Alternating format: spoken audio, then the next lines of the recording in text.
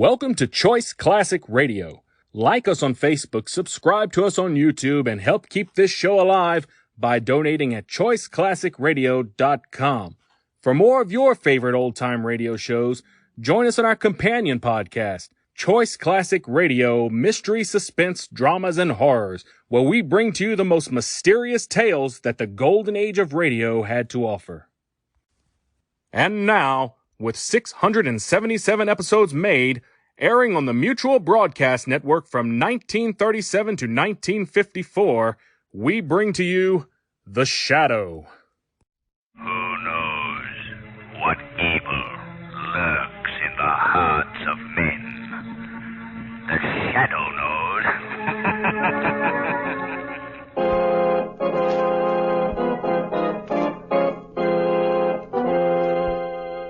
The Shadow, Lamont Cranston, a man of wealth, a student of science, and a master of other people's minds, devotes his life to righting wrongs, protecting the innocent, and punishing the guilty. Using advanced methods that may ultimately become available to all law enforcement agencies, Cranston is known to the underworld as the Shadow. Never seen, only heard. As haunting to superstitious minds as a ghost. As inevitable as a guilty conscience. The Shadow's true identity is known only to his constant friend and aide, Margot Lane. Today's story, Murders in Wax.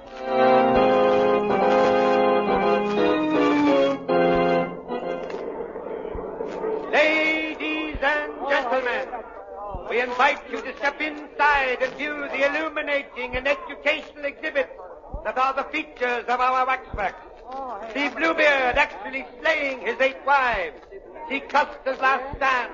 See the capture of George Keegan, public enemy #1, and many other thrilling, lifelike tableaux. The price of admission is only 1 dime, 10 cents. Our lecture is just starting, and if you hurry, you'll be just in time to witness the complete show on the inside. Step right up now. How many for the fees? 2, please. All right, how many? Ladies and gentlemen, if you'll just step over here to the next platform, I shall describe to you the details of the feature tableau of our exhibit. Say, they look like real people, don't they? Yeah, how do they make them? With wax. Gee. This tableau is a dramatic reenactment of the capture of George Keegan, the notorious gang chief of Prohibition Day. Oh, that's how I was... He was arrested in the manner shown right here. No doubt you all recognize the figures of the brave men who personally led the police squad who made the capture. On the left, the wax figure of our own Mayor Lewis. Center, our District Attorney Armstrong. And right, Police Commissioner Weston. Were they really there when Keegan was caught? Sure he was. George Keegan's arrest put an end to the wave of crime and lawlessness that gripped our city for a decade. He is now imprisoned in the state penitentiary for the rest of his natural life. Gee, the girl in the tableau sure looks lifelike. Yeah. Well, ask him who she is. Okay. Hey, Cap, who's that girl? Just coming to that, brother. A little lady seated in the chair was Keegan's gun moll, Edna Kelly. She was with him in the hideout at the time of the raid. Hey, look at that. The wax figure fell off the chair. Now, don't get excited, folks. It's only a wax figure. I'll just set it up again and... Holy cats. It's real. What? It's a body. A dead body. A dead body of Edna Kelly. Hey, it's really Edna Kelly. Edna Kelly, how'd she get here? She's been murdered.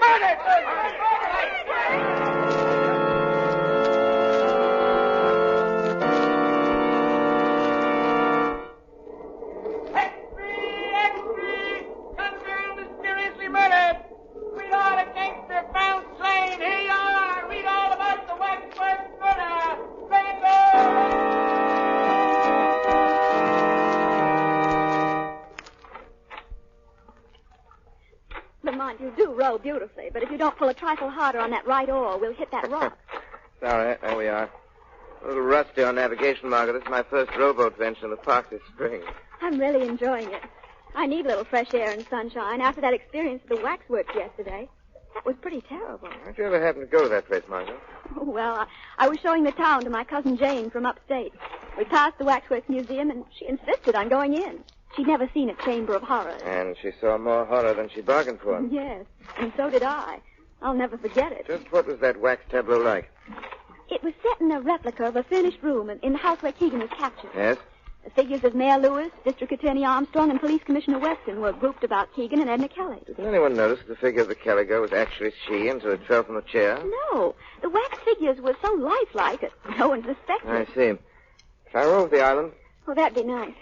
Lamont, whom do you think killed Edna Kelly? Well, she was a gunman's girl. They're always the obvious suspects, her lovers, enemies, or even members of his gang who might be more comfortable with her out of the way, but somehow I don't think it was either of these. Why, Lamont? Doesn't it strike you that the substitution of the girl's body for the waxwork in such a spectacular fashion may have some deeper significance than a mere bizarre effect? Oh, what do you mean? It must have been the girl's connection with the other people represented in that group that motivated the murderer in bringing her body there. I don't quite understand. My deductions are correct. The taking of Edna Kelly's life is only the first of a series of vengeful murders. But, Lamont, if that's true, isn't there anything you can do to forestall her? Perhaps. If I only knew a little more. If I only knew where the killer plans to strike next. Surely the Shadow can find that out. With your help, Margot, perhaps he can.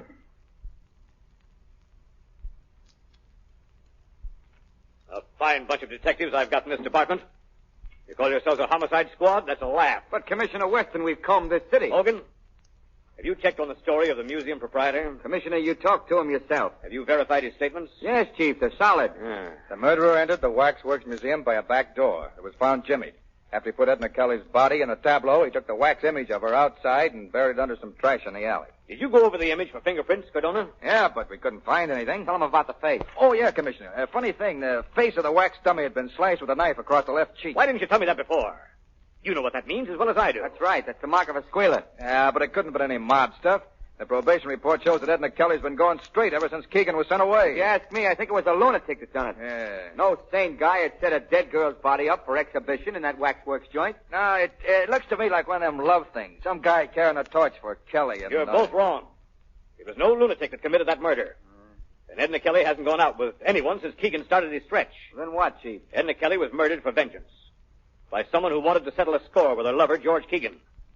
Keegan can't be reached in the big house, so they take it out on the girl. And what about the mark of the squealer on the face of the wax figure? That ties right in. That was the murderer's way of telling Keegan what he thought of him. Keegan has saved his neck by squealing on a dozen guys. Say, that's right. Of course it's right. Cardona, first thing in the morning, I want you and Hogan to conduct a general roundup of every known enemy of George Keegan. That won't do any good, Commissioner. Hit the Shadow. Where is he? Don't trouble to find him. Why are you here, Shadow? To aid you in capturing the murderer of Edna Kelly. What do you know about the case? I know that you shouldn't be wasting your men's time rounding up possible suspects while the real assassin is left free to strike his next blow. Now, see here, Shadow. Don't tell me how to run my department. Hold on, Weston.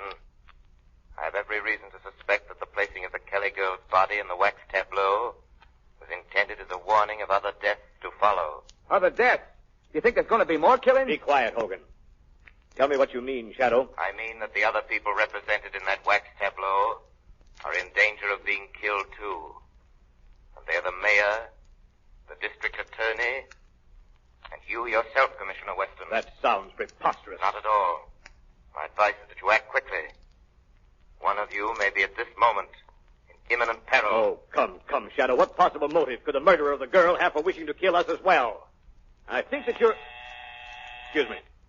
Hello? Mrs. Armstrong, the district attorney's wife, wants to talk to you. Put her on. Hello. Yes, Mrs. Armstrong. This is Commissioner Weston. Oh, Commissioner, I'm dreadfully worried about John. What's wrong? Well, shortly after dinner, he went out. Said he might take a walk. Several hours passed, and he didn't return. I must have fallen asleep. And when I woke up a few minutes ago, he still hadn't come back. Oh, this isn't like John, Commissioner. What time is it now? It's after 2 a.m. Well, now, don't be alarmed, Mrs. Armstrong. He's probably detained somewhere on business. I'll try to locate him for you and call you back. Oh, thank you. District attorney has disappeared. Disappeared? Say, Well, Commissioner Weston? You think, Shadow, that... Yes, Commissioner. I fear that the killer has struck again. Can't be. If I were you, I would go to the Waxworks Museum. At once. You may arrive in time to stop this murderer from completing his monstrous work.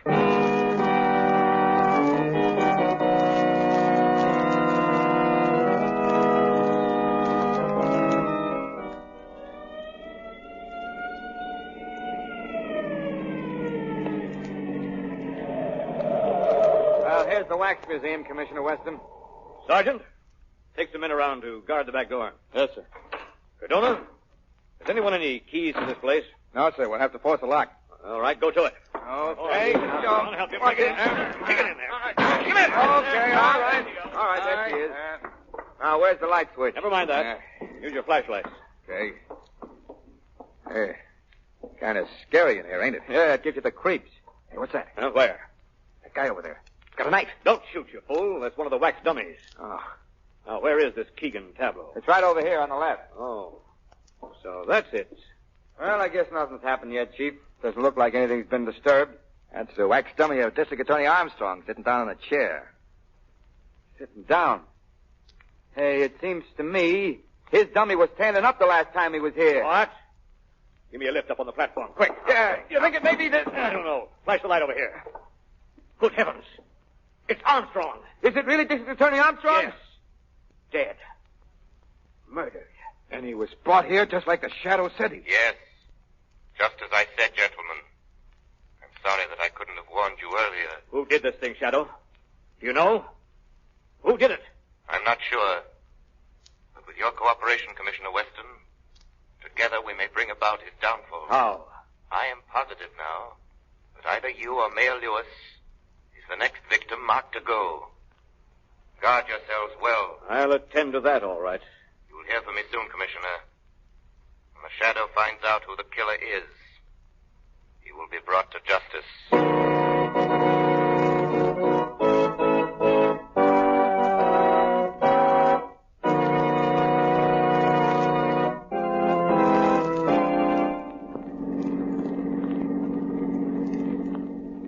I think it's quite evident now, Margot, even to Commissioner Weston, that the killers aim to do away with everyone concerned in that tableau. Then, Lamont, you mean the mayor, the commissioner, and Keegan? They're the only ones left. Exactly. Let me see, I should take a right turn here. Lamont, do you believe these murders are the work of a madman? Not at all.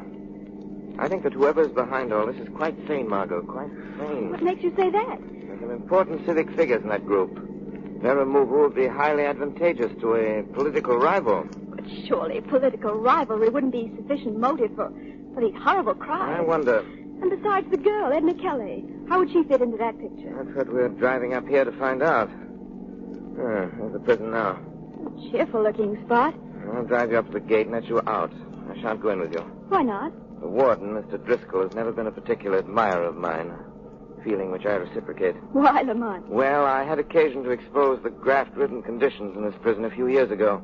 Naturally, that didn't make me too popular with Mr. Driscoll. Here we are. Now, remember what I told you? I think so. I'm a reporter from the Daily Globe. I'm to ask for an interview with Edna Kelly's sweetheart, Keegan. And when I see him, I'll try to find out from him. Please tell me something, Mr. Keegan. The readers of the Daily Globe have sent us thousands of letters expressing their interest in your reaction to the tragic death of Miss Kelly. I ain't got nothing to say about it. Do you believe that the killing was executed by one of your enemies? I wouldn't know. You loved Edna Kelly, didn't you? Hey, what are you giving out with, the Lonely Hearts column? No. No, you see... Lay off that love stuff. But, Mr. Keegan, I was sent up here by my paper to get a human interest story from you. And after all, well, you were fond of Miss Kelly. She was your girl. My girl? Oh, no. But I'll tell you what Edna Kelly was. She was the same as any other dame, see? She was a double-crosser. But I thought... Wait a minute. Wait a minute. I didn't mean that. Don't write nothing like I just said there. I get a little screwy sometimes when I think about what happened. Oh, of course. I understand. So, just don't write nothing, will you? What? No, but what about this theory that she was slain by one of your enemies, Mr. Keegan? I wouldn't know.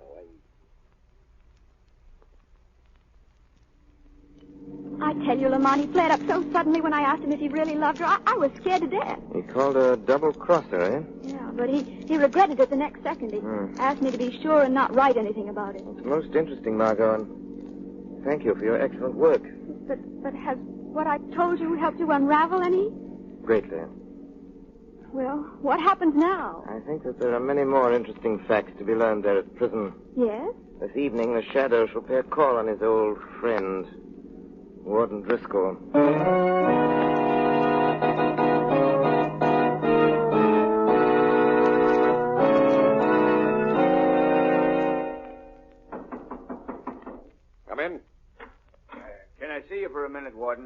trouble, Carey? Well, it's about Keegan. Well, what about him? Well, I put him in solitary like you told me. Yes, yes. That was this morning I done that. Hey, Carey, what are you trying to tell me? Well, he ain't ate no food for the last 3 meals. So? So I was wondering if something should be done to make him eat. He just lays quiet on his bunk. I thought I told you that no one was to go near Keegan's cell without my orders. Well, I thought if he wasn't eating... Carey, if you just perform your duties as guard around here and let the warden do the thinking, everything will be satisfactory. Yeah, sure, Warden, sure. And leave Keegan alone. Yeah, yes, sir. I'm sorry. Good night, Warden. Close that door after you. Yes, sir. Fool. Hello? Yes? Oh, yes, Mac. Oh, did he get away all right? Good. Yeah? Uh-huh. Well, get him back here before daylight, no matter what happens. Yeah, okay. Tell him I hope he does a good job. Huh? Yeah. Yeah. Oh, goodbye. You seem to be quite amused, Warden Driscoll. Huh? Who's that? Won't you share your little joke with me? Carrie, are you outside that door? Is that you talking? Carrie, if this is your idea of something funny... This is not Carrie. Well, who are you? I am the Shadow. The Shadow? Yes, Warden. Well, why are you here? What do you want with me? I came in when Carrie left. I overheard your phone conversation, Driscoll. It was very interesting. Really? Yes. I'm more than curious to know who you were talking about. Now, listen, Shadow. What business have you... It wouldn't have been George Keegan. Oh, now, see here. I've had enough of this. Wait, Warden. I wouldn't advise you to leave until we've finished our conversation. Well, what are you after, Shadow? I am seeking the murderer of Edna Kelly and District Attorney Armstrong. Well, why look here? Because this is where he is to be found. Who do you mean? George Keegan. Keegan? Oh, that's preposterous. How could a man in prison for the rest of his life suddenly commit 2 murders in a city 50 miles away? Very simple, Warden. You just go there. Are you inferring that Keegan has escaped? Oh, no, nothing as crude as that. But if he were allowed to, shall we say, take a leave of absence for a night. Keegan has never left these buildings. Where is he now? In his cell. Oh, no, he isn't. I investigated before I came here. And his cell is empty. Oh, yes. Yes, that's right. I forgot. He's in solitary confinement. You mean his cot is stuffed with pillows to make it appear as if he were in solitary confinement? Ah, that's not true. I'll tell you where George Keegan is. He's on his way to the city right now to add another link to his chain of cold-blooded murders. He's gone there with your full knowledge and consent. No. It would be a great political advantage for you to have the District Attorney Armstrong, the Mayor Lewis, and Commissioner Weston out of the way. Wouldn't it, Warden? Oh, you don't know what you're talking about. It's an easy thing to prey upon the susceptible jealousies of a man like Keegan until you've goaded him into carrying out your evil wishes. You can never prove what you're saying. I haven't time to right now, Warden. The lives of the mayor and the commissioner are at stake unless I'm able to stop Keegan. I shall present more than enough proof necessary to implicate you to the district attorney's office in the morning. So you'd better think hard and fast, Warden Driscoll.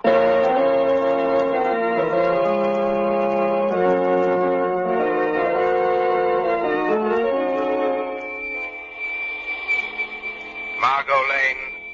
Calling Margot Lane. Telephone Police Commissioner Weston immediately. There's no time to lose. Tell him that tonight both he and the mayor are in great danger. Even now it may be too late.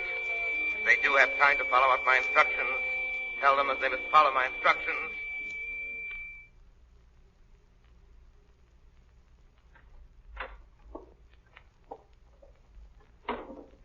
All right, Mr. Mayor.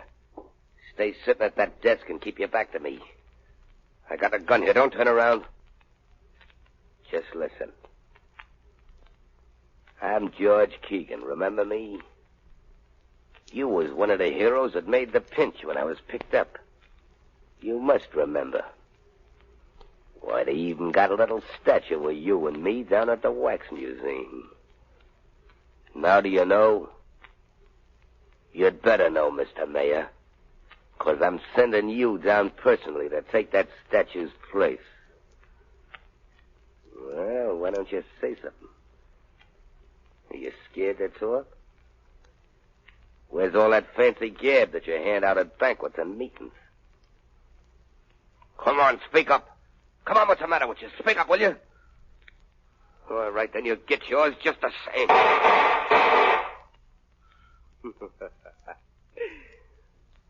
Looks like I just brought about a special election.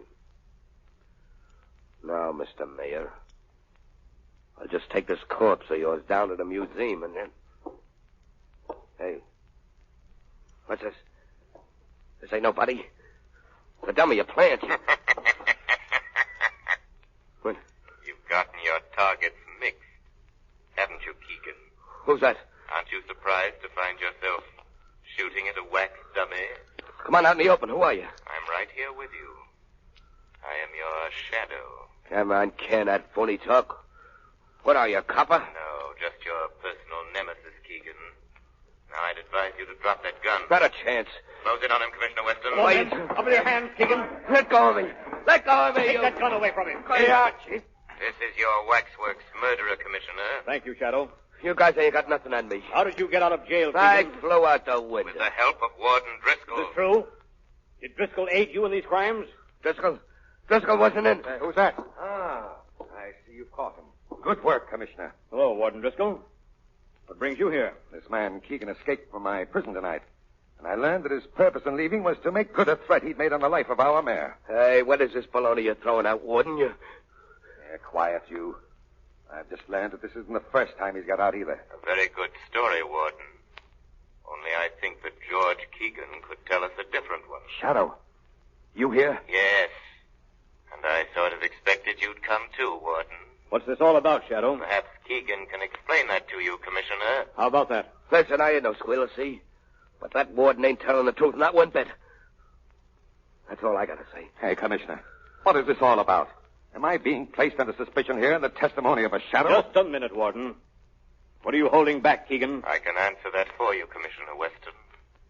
Keegan is shielding the Warden as the real instigator of the Waxworks murders. That's a lie. He wanted you all out of the way, Commissioner, so he employed Keegan as his instrument of murder. Don't listen to him. Go on, Shadow. But first, he had to give Keegan sufficient incentive to perform these crimes, so he went to work on his emotions, his jealousy. How? He told Keegan that his girl Edna Kelly had been double-crossing him, right along.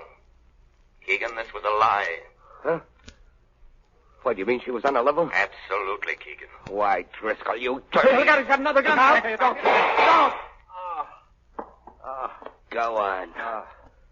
Go on, roll in pain. Just like Edna done before she died.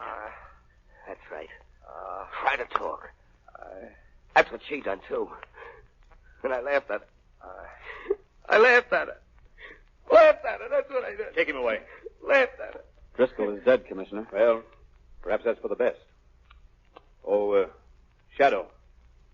Are you still there? Yes, Commissioner. I want to thank you heartily for this night's work. I seek no credit, Commissioner. However, I have a suggestion for you. What's that? If the Wax Museum decides to create a new tableau depicting this present event, it might be wise for you to arrange to be excluded from it.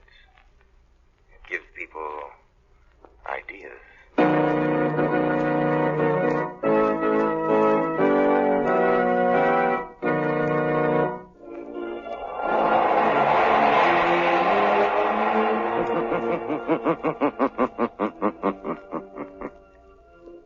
The weed of crime bears bitter fruit. Crime does not pay. The shadow knows. That concludes today's episode. We'd like to thank you and remind you to donate at choiceclassicradio.com. Remember, your donations make episodes like this possible.